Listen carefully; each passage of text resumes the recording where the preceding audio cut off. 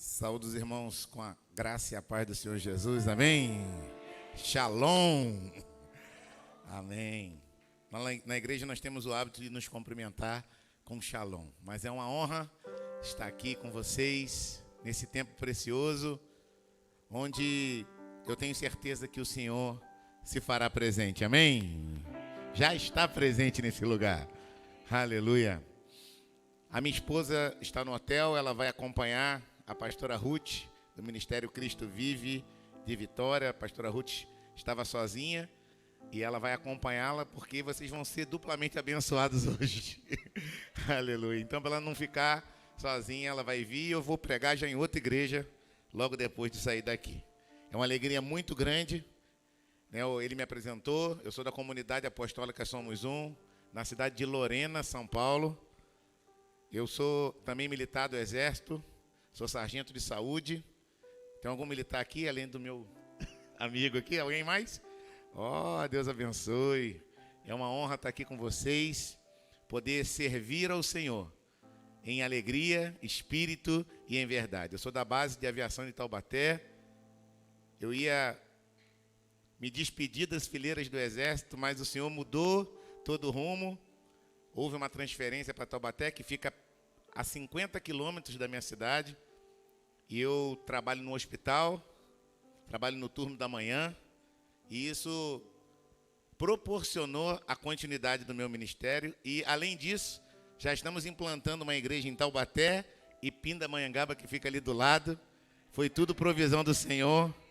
E eu quero que vocês possam orar pelo nosso ministério, pela nossa vida.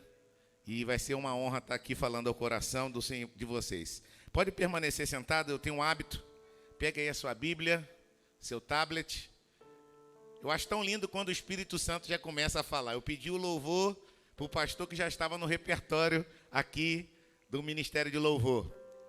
E a pastora também, aqui usando as palavras, ela usou a palavra que eu sempre falo na igreja.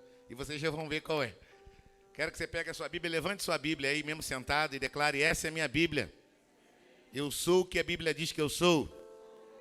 Eu tenho o que a Bíblia diz que eu tenho. Eu posso fazer o que a Bíblia diz que eu posso fazer. Diga hoje, pela palavra de Deus, minha mente está aberta, meu coração está receptivo para o que o Senhor vai fazer nesse lugar. Diga: eu sou teu, Senhor, tão somente teu.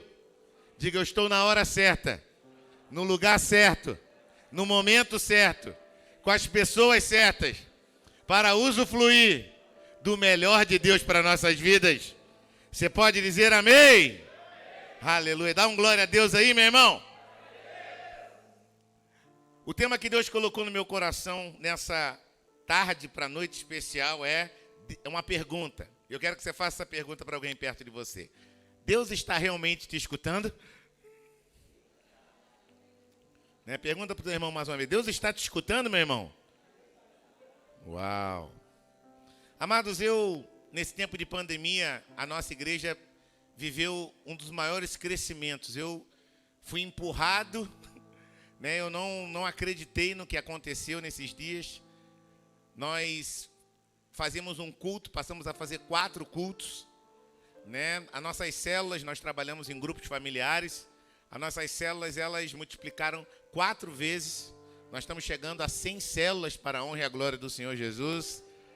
Deus está fazendo realmente algo sobrenatural na cidade de Lorena, onde foi nessa pandemia que a gente começou a implantar as igrejas e as cidades estão sendo impactadas, as células já estão nas cidades ao nosso redor e realmente Deus está enviando, Deus está acelerando o processo. Nessa pandemia, eu liberei uma palavra antes da pandemia começar e essa palavra foi acerca dos rumores sobre a pandemia. E eu profetizei e eu quero liberar sobre vocês isso. A primeira palavra foi: o verdadeiro amor lança fora todo medo. Eu senti um sentimento de pavor, de pânico, as pessoas desesperadas. E essa palavra eu liberei logo no início da pandemia e a igreja tomou posse. A segunda palavra foi: toda autoridade é instituída por Deus. Primeira palavra de 1 João, segunda palavra de Romanos 13. Toda autoridade. E durante toda a pandemia nós obedecemos às direções de toda a autoridade instituída, porque nenhuma delas foi contra a lei do Senhor. A outra palavra foi: não deixei de reunir como igreja. Hebreus 10, 25. Não deixei de reunir, e pelo contrário, a igreja, ela foi impactada pela comunhão e foi poderosa em Deus, tanto online quanto presencial. E a última palavra foi, aleluia, nenhuma praga chegará à sua tenda. Aleluia. E pela misericórdia de Deus, aprove ao Senhor que nenhum dos discípulos fossem internados ou tivesse alguma coisa grave. Muitos poucos infectados, diagnosticados, mas nenhum sofrendo nenhuma pane mais forte. E foi muito forte o que Deus fez, porque eu creio que nessa pandemia Ele está acelerando processos. A polarização não é só no meio político. Essa pandemia veio para mostrar para a igreja quem é altar e quem é palco. Ela veio mostrar quem é crente e quem não é crente. A polarização fez acelerar Malaquias 3,18. Então vereis a diferença entre o que serve a Deus e o que não serve. Faz sentido para você? Nessa pandemia as pessoas falaram: eu não vou à igreja, mas eu posso ir no mercado. Eu não vou à igreja, mas eu posso ir na farmácia. Eu não vou à igreja, eu não posso receber uma oração, mas eu posso fazer tantas outras coisas. E ali nessa pandemia se revelou muitos corações. Eu creio que você está entendendo o que eu estou falando, porque nessa pandemia muitas pessoas usaram do temor para não ser infectado, para se distanciar de Deus. Não que nós não devemos ser prevenidos, mas muitas pessoas deram desculpas se favorecendo da pandemia para não ter compromisso com o Senhor.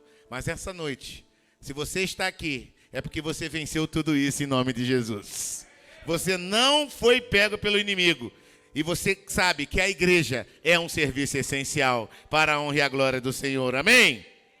Isaías 59, agora sim o texto base principal, versículo 1 ao 3, diz assim a palavra do Senhor Jesus. Você pode abrir a palavra do Senhor. Pessoal da mídia, glória a Deus. Vejam, o braço do Senhor não está tão curto que não possa salvar. E o seu ouvido, repita comigo, o seu ouvido. Pergunta para o seu irmão de novo: Deus está te ouvindo? O seu ouvido tão surdo que não possa ouvir, mas as suas maldades separam você do seu Deus. Os seus pecados esconderam de vocês o rosto dele, e por isso ele não os ouvirá. Pois as suas mãos estão manchadas de sangue, os seus dedos de culpa, seus lábios falam mentira, sua língua murmura palavras ímpias. Amados, nós já aprendemos aqui nesse texto algo tão forte e essencial, onde Deus não ouve pessoas com pecados conscientes no seu coração. A palavra de Deus, ela está dizendo claramente aqui que Deus faz realmente uma barreira, um bloqueio para quem tem pecados conscientes, não confessos.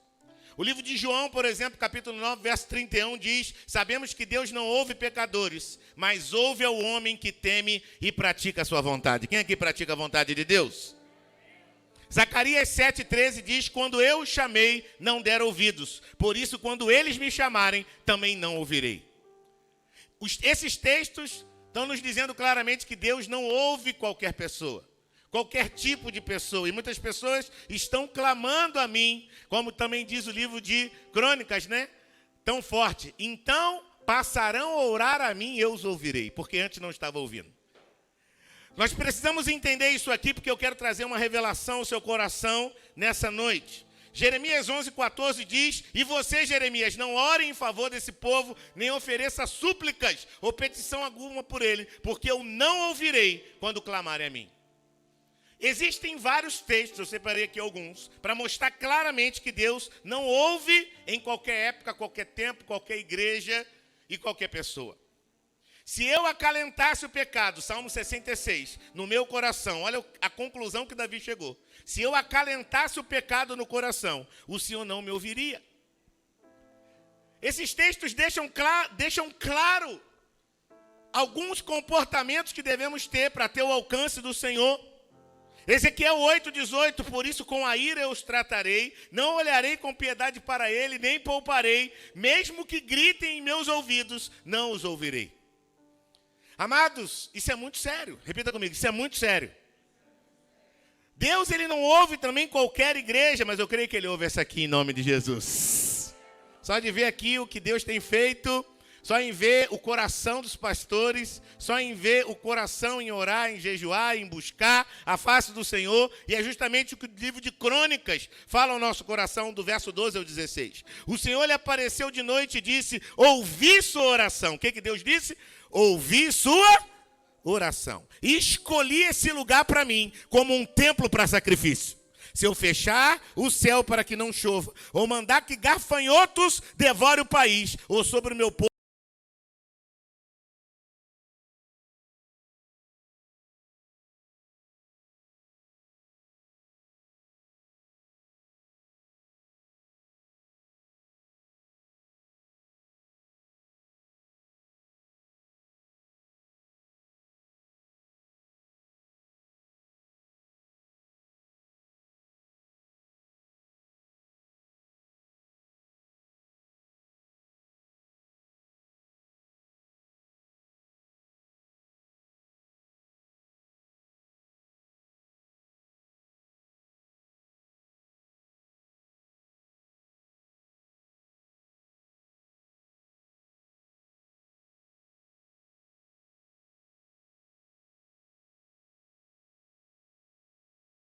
aproveitando, você já viu agora que existem condições de Deus não ouvir, e eu tenho autoridade para falar disso, porque é o nome da minha igreja, Somos Um, e eu quero te dizer que Deus não ouve quando há discordância na igreja.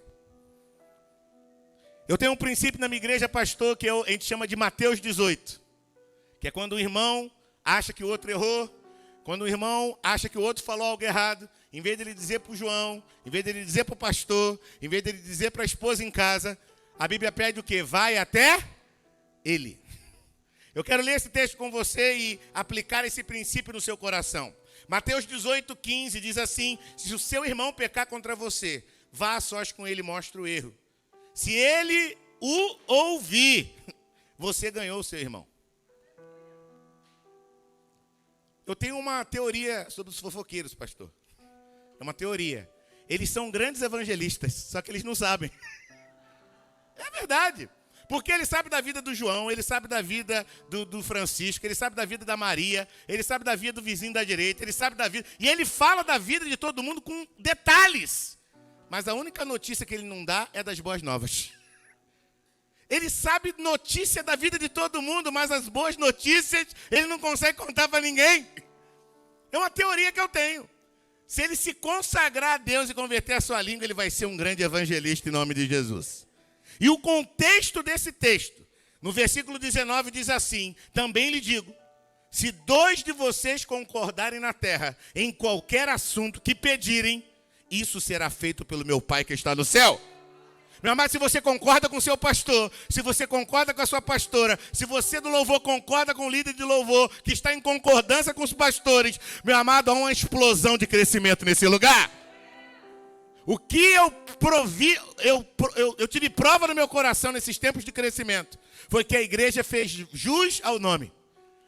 Toda a cidade diz, eles são um, eles estão unidos, eles estão em todos os lugares, eles se amam, eles se abraçam, eles se protegem. Tenta falar mal de alguém. Lógico que pode surgir pessoas novas, né, na igreja, que não estão ainda com os princípios no coração, mas é forte isso. Nós temos um lema na nossa igreja, tenta falar mal de alguém perto da gente. Não consegue. A gente só abençoa. Nós chegamos num ponto que se alguém tentar falar do pastor, tentar falar do líder, tentar falar de alguém da igreja, a gente faz assim, só um minutinho, deixa eu pegar o telefone. O que você está fazendo? Eu estou ligando para a pessoa que você está falando aí. Para você falar para ele, fala para ele aqui. Isso é Mateus 18. Isso é caráter. Isso é você decidir não ouvir coisas que não diz respeito a você. Tem coisa que diz respeito ao pastor, tem coisa que diz respeito ao líder de louvor, tem coisa que diz respeito ao líder da diaconia, se aqui existe. Tem coisas que diz respeito a todos menos você. E nós precisamos ter um princípio de caráter, decidir no nosso coração. Não ouvir, eu não digo nem falar, irmão, que falar é feio demais, né? Mas o que é mais sério, uma decisão muito importante para que as más notícias não se propaguem, eu decidi no meu coração não ouvir aquilo que não diz respeito a mim. Você vai perder tempo, você vai se estressar, você vai se envolver em problema que não é seu e vai divulgar e promover, trazendo popular a fofoca que traz contaminação para a igreja. Mas quando você começa a concordar no seu coração, como diz o versículo 18, quando todos começam a concordar, Deus começa a fazer a obra na igreja em nome de Jesus. E eu quero contar uma história de uma das mais conhecidas da Bíblia, e você vai entender o propósito de eu contar essa história hoje. Lucas 15, 11 conta a história do filho pródigo. E eu quero aqui refletir, porque nessa pandemia, muitos filhos, pastor, se tornaram pródigos. Eu não sei se foi só aqui, se foi só em Lorena, mas eu acho que aqui também. Eu acredito que nessa pandemia, quem conhece pelo menos uma pessoa que se afastou do caminho de Deus? Levanta a mão aí. Na pandemia. Falou assim, não, eu não vou por causa da pandemia. Ah, acabou, irmão, a pandemia. Não. Então, agora é outra coisa. Calma aí, pastor, calma aí. Faz sentido? Amém ou não amém? Então vamos ler a história. Lucas 15, 11. Jesus continuou. Um homem tinha 2 filhos. Quantos filhos? O mais novo disse ao pai, pai, eu quero parte da minha herança. Só abrindo uma aspas aqui, um filho pedindo herança. A herança você só recebe quando o pai morre. Esse filho estava desejando praticamente a morte do pai. Essa palavra herança vem do grego bios, que significa vida. Sabe o que ele disse para o seu líder, para o seu pai? Pai, eu quero a minha vida. A vida é minha, eu faço dela o que eu quero, o que eu quiser. Não muito tempo depois, o filho mais novo, olha aí, assim ele repartiu a propriedade entre eles. Não muito tempo depois, o filho mais novo reuniu tudo o que tinha, foi para uma região distante e lá desperdiçou os seus bens vivendo irresponsavelmente. Depois de ter gasto tudo, houve uma grande fome em toda aquela região e ele começou a passar necessidade. Por isso foi empregar-se com um dos cidadãos daquela região, que o mandou para o seu campo a fim de cuidar dos porcos, onde ele foi parar. Ele desejava encher o estômago com as vagens de alfarrobeira que os porcos comiam, mas ninguém lhe dava nada. Caindo em si, eu chamo isso de conscientização. Ele disse, agora eu digo de reconhecimento, quantos empregados de meu pai têm comida de sobra e eu aqui morrendo de fome? Aí ele...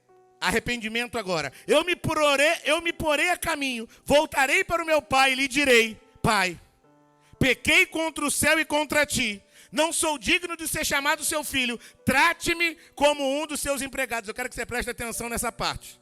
Vamos ler o verso 19 juntos? Não sou digno, o que ele planejou? Ele planejou um discurso, e nesse planejamento ele disse, não sou digno de ser chamado seu filho. E ele continuou dizendo o quê? Trate-me como um dos seus empregados. Esse foi o discurso que ele planejou dizer, pastor. A seguir, levantou-se, foi para a casa do seu pai. Estando ainda longe, seu pai o viu e, cheio de compaixão, correu para o seu filho, o abraçou, o beijou. É assim que todo líder, todo pastor se sente quando um filho volta para casa. É assim que Deus sente quando você se arrepende dos atos errados que você tomou. Quando você tem consciência caindo em si, quando você reconhece seu erro, não sou digno de ser chamado seu filho, quando você se arrepende, me porei a caminho, voltarei para o meu pai, e quando você literalmente toma a atitude de voltar, Deus se alegra com você, e Ele quer te ouvir. Mas vamos continuar, verso 20, ele se levantou, pai teve compaixão, abraçou, beijou, 21, o filho disse, pai, lembra do discurso pronto? Pai, pequei contra o céu e contra ti. Não sou digno de ser chamado seu filho. Como é que era o discurso? Pronto, irmão? Como é que era o final do discurso? Trate-me como um dos seus. Mas a Bíblia diz aqui que Deus fez assim, ó. Shhh.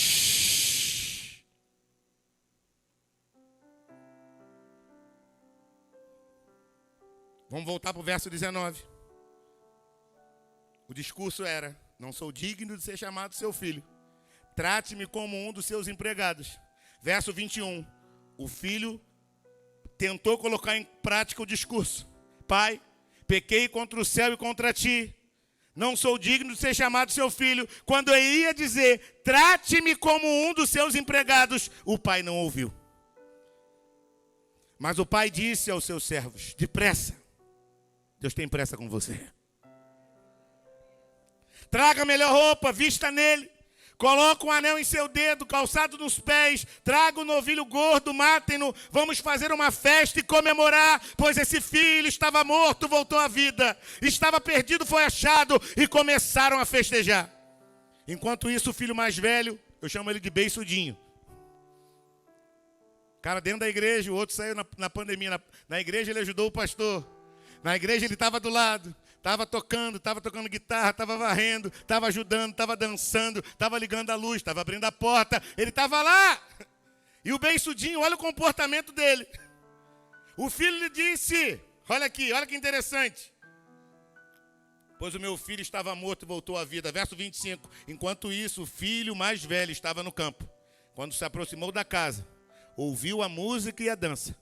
Então chamou um dos servos, presta atenção nisso, ele chamou um dos servos. E perguntou o que estava acontecendo. E ele respondeu, seu irmão voltou. O seu pai matou o novilho gordo porque recebeu de volta são e salvo. O filho mais velho encheu-se de ira e não quis entrar.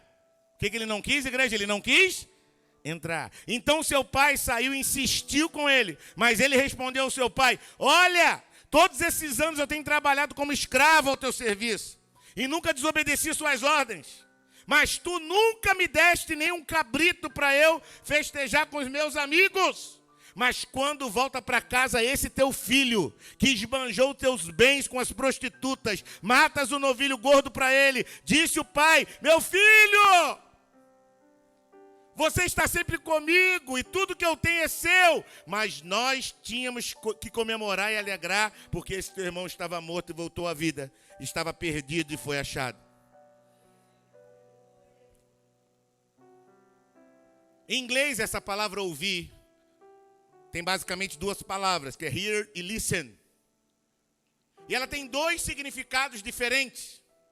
Você viu aqui quando o filho mais novo volta com o discurso pronto, Deus ele não quis ouvir o final do discurso. Quem pegou essa revelação aí, amém? E essas diferenças gerais entre os dois verbos é que hear exprime ação involuntária de captação. Por exemplo, se o prato da bateria cair no chão aqui, ó, prum, você hear, você ouviu apenas. Mas quando você listen, que denota esforço para se concentrar e prestar atenção. Quando Deus fala, estarei atentos para ouvir, quando você vai na Bíblia em inglês, não é hear, é listen. Quando a Bíblia fala que ele não ouve pecadores, não é hear, é listen. Ele não ouve com atenção. O original, o texto original também tem diferenças. E ele fala de ouvir com atenção, porque ouvir, escutar, ele escuta todo mundo. Você quer ver um exemplo? Uma vez eu cheguei para minha esposa e perguntei para ela, meu amor, você trouxe aquele suco que eu pedi para você do mercado? E ela, então, amor, eu peguei o carro, sabe que eu estou aprendendo, né? E eu saí da garagem, e eu fui, virei. Aí eu cheguei lá e encontrei a fulana, meu amor. Ah, meu amor, eu encontrei com ela e foi tão legal. Muito tempo que eu não a via, né? Falei, tudo bem, Viane? E o suco? Calma aí. E ela começou, não, porque quando eu entrei no mercado, os preços estão caros, né, amor? E não sei o quê. E eu fico lá olhando para ela. De tudo que ela está falando, com todo respeito, eu ouço a minha esposa, amo, tenho paciência. Mas naquele momento que eu quero saber do suco, provavelmente eu só estou here, não estou listen. Quem está entendendo? É isso. Sabe aquele seu irmão mais novo, pequenininho, que fala um monte de coisa que você já viveu. Ele, então, meu irmãozinho aqui, você já passou daquela fase, mas você tem que dar atenção para ele. E muitas vezes nós somos assim com as pessoas. Mas a Bíblia diz claramente que Deus, ele não ouve pecadores. Ele não ouve, e agora eu quero trazer o primeiro entendimento, o primeiro tópico dessa mensagem.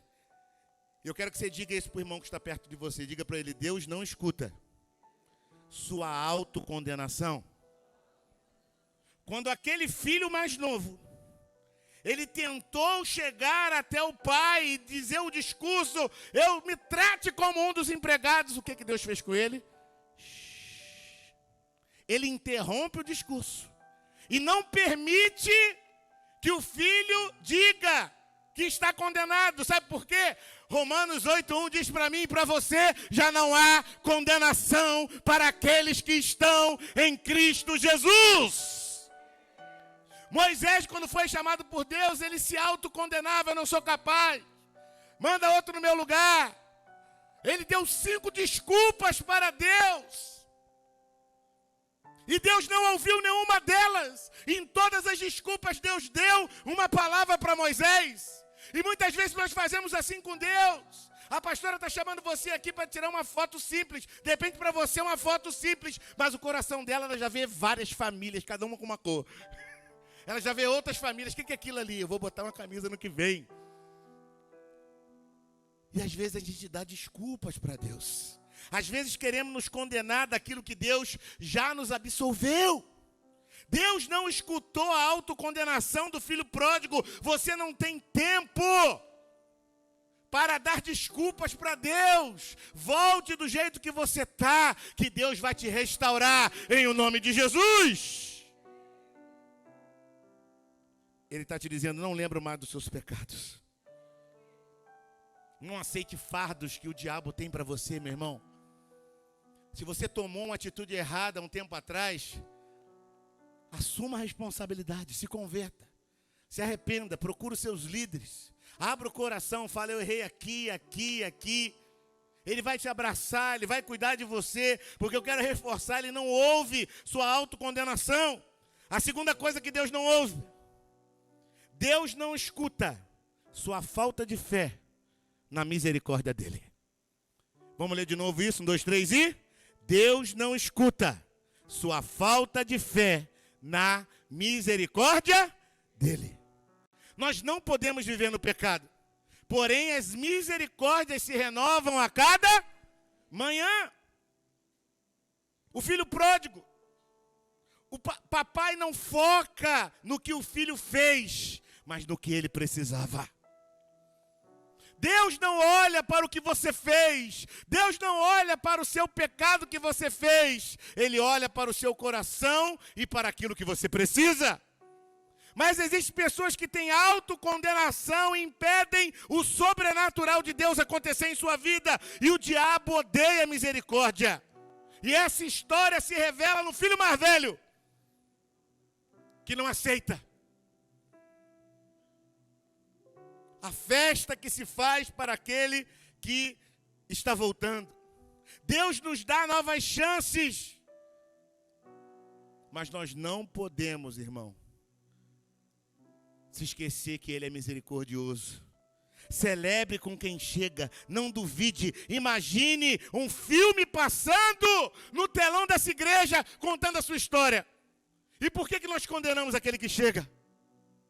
Por que nós condenamos e não aceitamos o pecado do outro? Deus, Ele tem misericórdia de cada um de vocês em nome de Jesus. Ele recebe você do jeito que você está, mas você precisa mudar o seu comportamento. Esse é o coração de Deus. Aquele filho chegou, ele não quis saber. Ele celebrou a volta.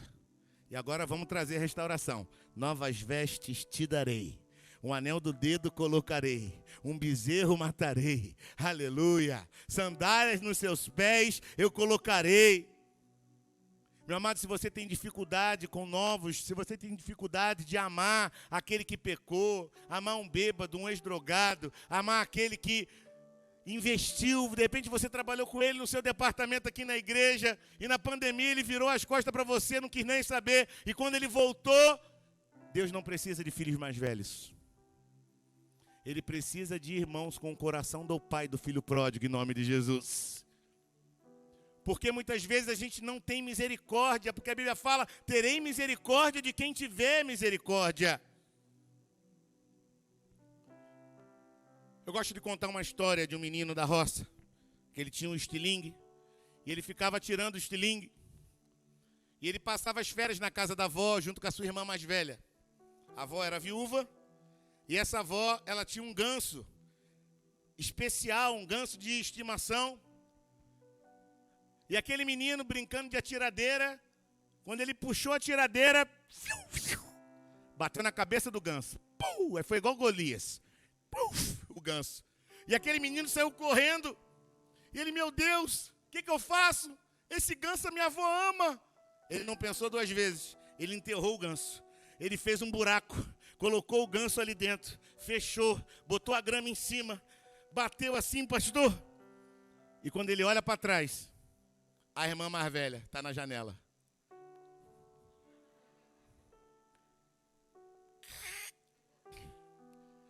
Aí no outro dia, era dia, eles revezavam, a avó fazia esse tipo de educação. Um dia um lavava a louça, outro dia o outro. Um dia era um dia de ajudar a avó nas tarefas. E aquele menino tinha, aquele dia era o dia dele lavar, e no outro dia era o dia da sua irmã. E quando chegou a vez dele lavar a louça, ele lavou, mas quando chegou a vez da irmã, aí a avó chamou a irmã. Olha, vem lavar a louça aqui, você precisa me ajudar. Aí ela lá de cima, olha, avó, eu acho que o meu irmão está querendo te ajudar hoje. Não é, meu irmão? Aí ele, é. E ele foi lá e ajudou a avó. Aí chegou na hora de arrumar a roupa, a avó chamou Maria, era João e Maria, né? Maria, vem ajudar a vovó a lavar, arrumar a roupa de cama. Vovó, eu acho que também o João hoje está doidinho para te ajudar a arrumar a cama. Não é, João? Ele é. E ele foi lá e isso perdurou por dias. Chegou uma hora, meu irmão, que João não aguentava mais. De 10 em 10 dias era o dia do trabalho mais pesado. E ele trabalhou. Primeiro era ele, depois a irmã. Quando chegou no outro dia, que a irmã tinha que fazer a outra metade do serviço, a avó chamou a irmã. Maria, vem me ajudar. Ela, avó, o João que vai te ajudar. Não vou nada.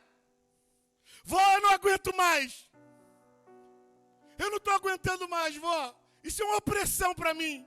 Eu estou sofrendo. Aí a avó parou tudo que estava fazendo. Ajoelhou na altura do seu filho. Olhou para ele. E falou assim, o que foi, meu filho? Vó, há 20 dias atrás, eu matei o seu ganso. E a Maria viu. E esse tempo todo, ela está me oprimindo, vó. A avó pega na mão do menino e diz para ele, eu só queria saber até onde você iria guardando esse pecado.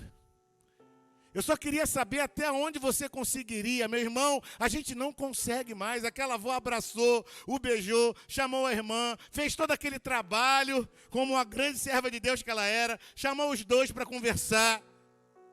E muitas vezes nós estamos assim na igreja. Aquela menina representa o filho mais velho, não entende a misericórdia. E esse menino representa o filho pródigo que volta, que muitas vezes não quer voltar, porque acha que Deus vai vir assim, ó. E ele estava sofrendo muito mais, fazendo serviço que não era dele. E é assim que acontece com a nossa vida, quando a gente guarda o pecado.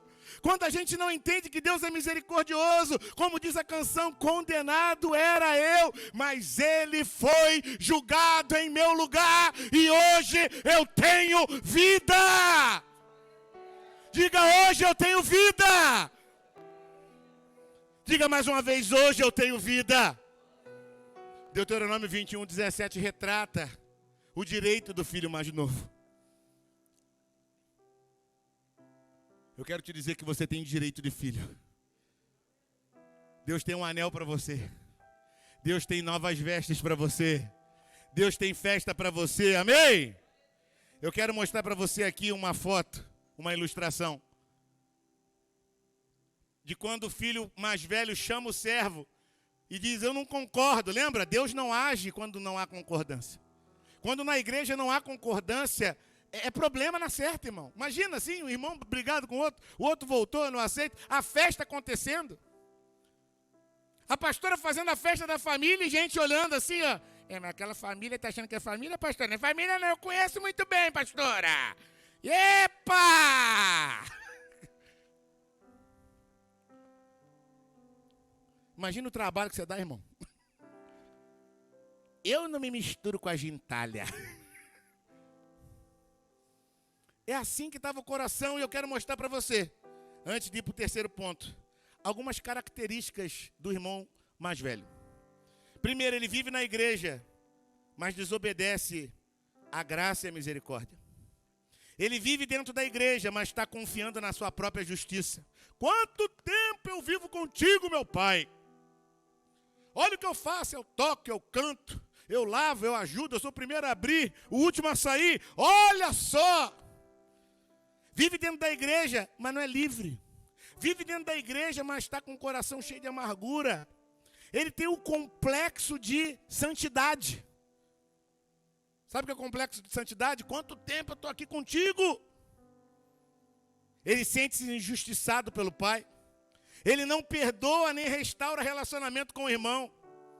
O ressentimento o isolou do pai e do irmão. O pai teve que ir atrás dele e insistir com ele. O irmão estava fora e voltou. Mas o irmão que estava dentro estava mais fora que o irmão que saiu. Quem entendeu o que eu estou falando? Ele vive dentro da igreja na presença do pai, mas anda como solitário. Ele vive dentro da igreja, mas não vai nessas celebrações de família, sendo que não tem nenhum compromisso importante. Vive dentro da igreja, mas não se sente dono da herança prometida que Deus tem para ele. Ele não aceitava entrar naquela festa. E ele diz: eu não vou entrar. O que está acontecendo aí? Ele nem sabia que tinha festa na igreja. Nem sabia que tinha celebração da família, pastor. Nem sabia. Chegou no dia, ué, foi hoje? Foi hoje a celebração? Vai ter ensaio de dança, foi hoje? Imagina. Quem está entendendo o que eu estou falando aqui, amém? Ele não considerava o outro como seu irmão. Esse teu filho. O que o pai estava fazendo com o outro filho, ele considerava um desperdício. Vindo esse teu filho que desperdiçou os bens. Ele, apesar de ter tudo, vivia como não tivesse nada. Ele cobra do pai aquilo que já era seu por direito. Filho, ele tem direito a tudo, mas ele não consegue por causa do orgulho, por causa de tantos sentimentos. Ele não consegue ver que tem direito de tantas coisas e é ele mesmo que está desperdiçando. Ele nunca conseguiu servir e obedecer ao pai. Ele sofre de complexo de superioridade. Ele não quer se envolver na festa que Deus está fazendo. E eu quero te dizer, meu irmão, você não é esse filho mais velho em nome de Jesus. Você hoje, nessa noite, você vai se apossar do amor e da misericórdia de Deus. Você pode dizer amém? Thomas Brooks diz: a inveja tortura as afeições, incomoda a mente, inflama o sangue, corrompe o coração, devasta o espírito e vai corrompendo o homem. Foi esse sentimento que o filho mais velho teve do mais novo, inveja. Tem a história, pastor, da cobra e do vagalume. A cobra um dia conseguiu virar a sua cauda, bateu no vagalume, o vagalume caiu no chão e antes dela dar o bote, o vagalume falou assim: para! Só me permita fazer 3 perguntas hoje. Você está me perseguindo há tanto tempo? A primeira coisa, eu faço parte da sua cadeia alimentar? A cobra falou: não. Eu te fiz alguma coisa? A cobra falou: não. Então por que você quer me comer? Eu não suporto ver você brilhar. Amado, existem invejas no nosso coração escondidas.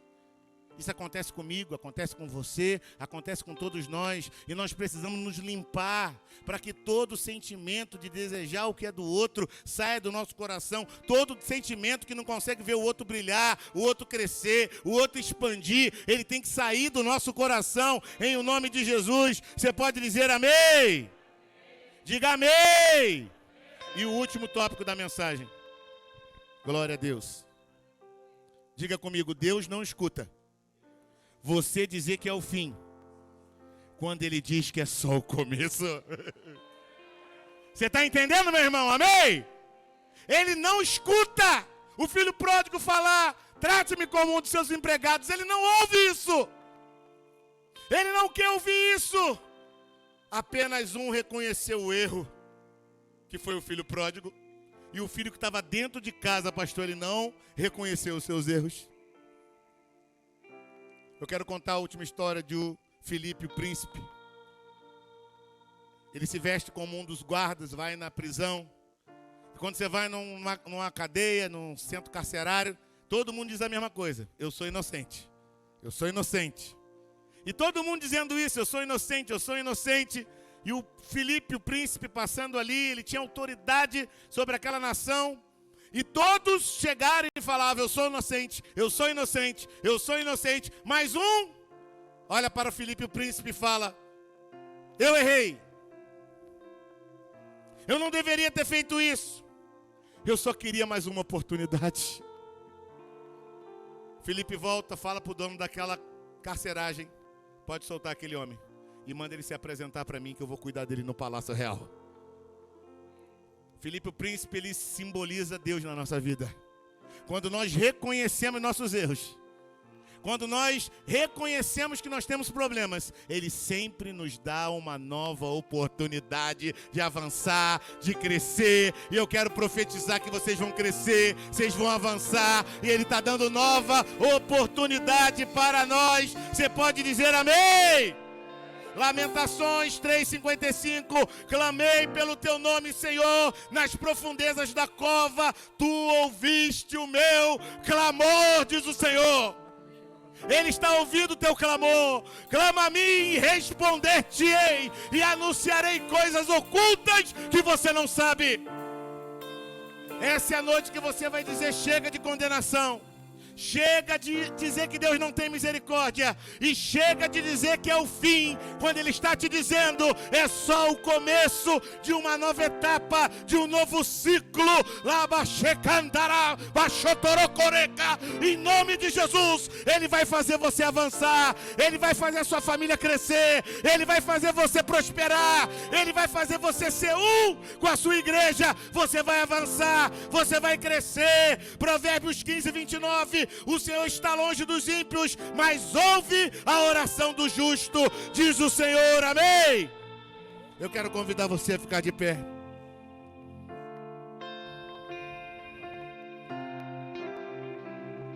Salmo 130.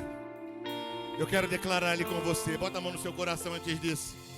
Diga: Senhor Jesus, eu te recebo como meu Senhor, meu Salvador. Creio que tu, somente tu, tem palavras de vida eterna. Escreva o meu nome no livro da vida, para a tua honra, tua glória e o seu louvor.